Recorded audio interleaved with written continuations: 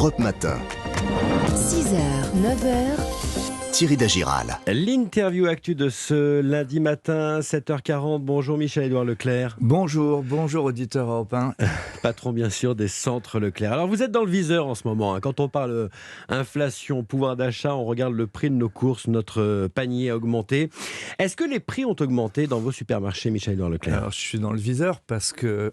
Vous, la grande distribution, c'est pas vous. Très tôt, y compris ici, il n'y a pas longtemps, j'ai dit l'inflation qu'on allait avoir. Et j'avais été surpris de l'inertie des hommes politiques, des institutionnels. Je vous rappelle que Christine Lagarde pensait que l'inflation serait à 2,5% il y a 3 mois et que le directeur de la Banque de France disait la même chose. Alors maintenant, ils disent que c'est pas durable. Moi, je vais vous dire, j'écoute les collaborateurs des centres Leclerc, je leur demande des fiches et je peux vous dire qu'aujourd'hui, on va vers des hausses de demandes de hausse de l'ordre de 10-15%. On va négocier durement parce que là-dedans, il y a de la spéculation, en tout cas, il y a des mauvais achats, mais on sera à 7% en octobre d'inflation générale. Et dans les centres Leclerc aujourd'hui, on en est loin.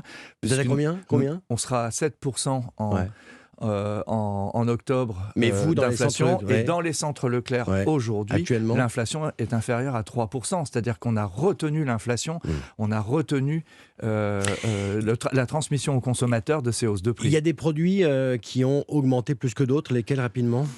Il y a des produits qui augmentent plusieurs fois. Quand un fournisseur vous dit qu'il a augmenté son tarif de 6%, il faut lui demander combien de fois il l'a fait dans l'année ou sur un an. Les pâtes, on est à plus de 40% pour les pâtes premier prix depuis novembre de l'année dernière, ce qui est énorme.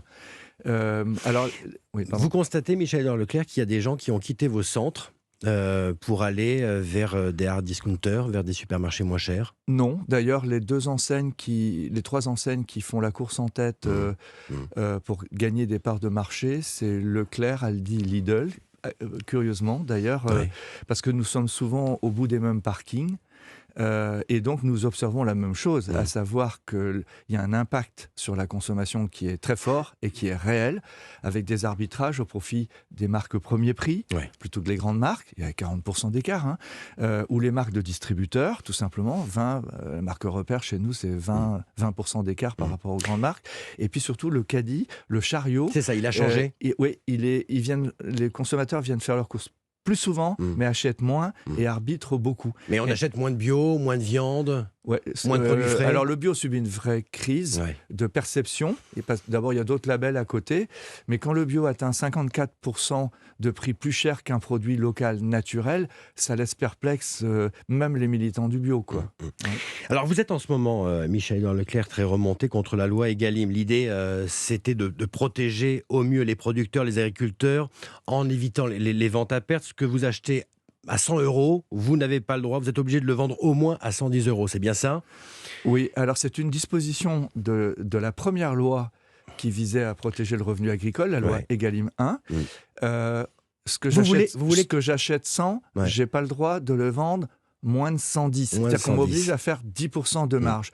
Au moment où l'inflation atteint vous dites qu'il faut l'abandonner, des sommes en tout cas comme la mettre entre parenthèses. Je dis que cette disposition, qui était d'ailleurs provisoire, et que des commissions parlementaires ont estimé inutile ou en tout cas inefficace du point de vue de la défense du revenu des agriculteurs, je dis qu'on devrait la supprimer. Je demande qu'on sursoie à son application. Ça me permettrait d'offrir aux consommateurs des rabais de prix plus important. Et puis il y avait aussi cette disposition qui limitait les promotions et que Bruno Le Maire a évoqué la semaine dernière. Et il a reculé visiblement. Il a reculé parce que les temps aujourd'hui sont un peu compliqués, comme il y a des surenchères au Parlement. LREM ne veut pas avoir l'air de revenir en arrière, mais en fait faut se décomplexer. L'année dernière, c'était la déflation. Cette année, c'est l'inflation. Faut pas avoir peur de changer. Nous, on change. Ils n'avaient pas prévu cette inflation. Maintenant, ça va être impactant pour les consommateurs français. Donc, comme le dit Attal, je crois que c'était dans un des journaux du week-end, Gabriel Attal, il dit après le quoi qu'il en coûte, combien ça coûte. Et bien les consommateurs, ils se la posent tous les matins. Alors, Michel-Édouard Leclerc, vous n'êtes pas le seul dans le viseur, visiblement. En tout cas, vous ne voulez pas être le seul. Vous parlez des profiteurs de cette crise que l'on traverse. Vous visez qui précisément ? Enfin, vous prenez à chaque fois dans les médias un petit bout de ce que je dis, mais ce que je dis, c'est que cette inflation, elle n'est pas aussi réelle qu'on le dit. Elle n'est pas aussi importante. Au plus exactement, il y a une inflation normale due à l'augmentation du prix de l'énergie et aux mutations géopolitiques. On ne va pas acheter de gaz russe. Il faut se libérer de l'énergie fossile. Donc ça, c'est plus cher.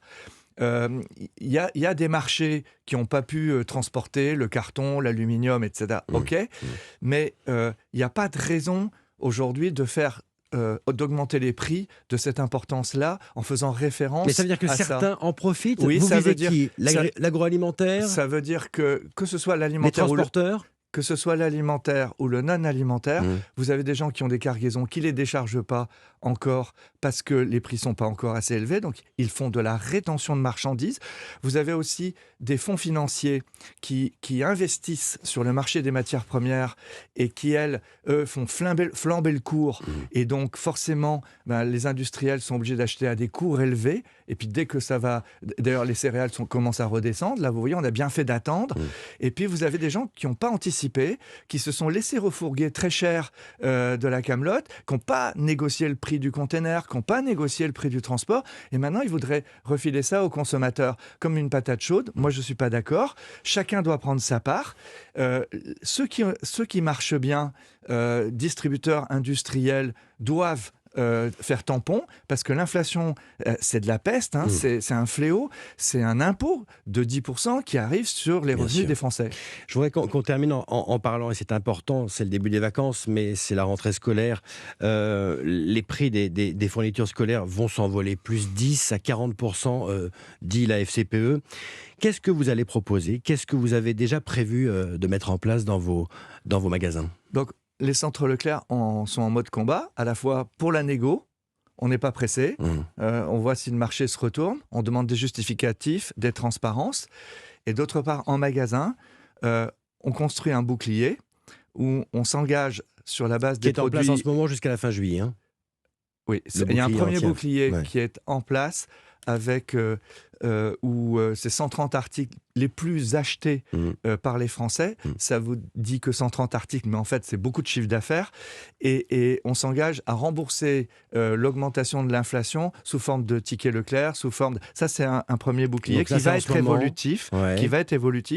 Et donc qui va perdurer. L'idée, c'est de traverser l'inflation avec... quelque chose comme ça qui va garantir aux Français, assurer aux Français... C'est-à-dire que vous allez remettre en place ce système-là pour la rentrée scolaire et pour l'achat des fournitures scolaires? Nous allons prendre beaucoup d'initiatives dont nous aurons l'occasion de parler. Michel-Édouard Leclerc ce matin sur Europe 1, grand merci à vous. Notez qu'à 8h15, Laurent Berger de la CFDT sera à votre place. Belle journée à vous.